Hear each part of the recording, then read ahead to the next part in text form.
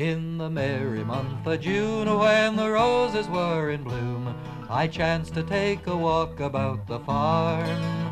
I met a pretty miss, and I politely asked her this: will you let me spin your little ball of yarn? Ball of yarn, ball of yarn. It was then I spun her little ball of yarn. Ball of yarn, ball of yarn. It was then I spun her little ball of yarn. Well, then she gave her consent, and behind the fence we went. I promised her that I would do no harm. Then I gently laid her down, and I ruffled up her gown, and 'twas then I spun her little ball of yarn. Ball of yarn, ball of yarn.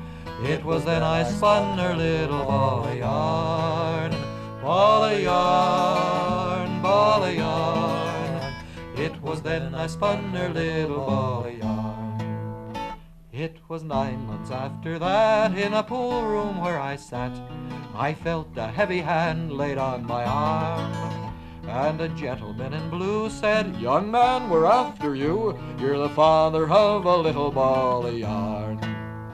Ball of yarn, ball of yarn. It was then I spun her little ball of yarn.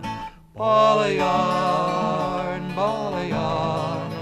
It was then I spun her little ball of yarn.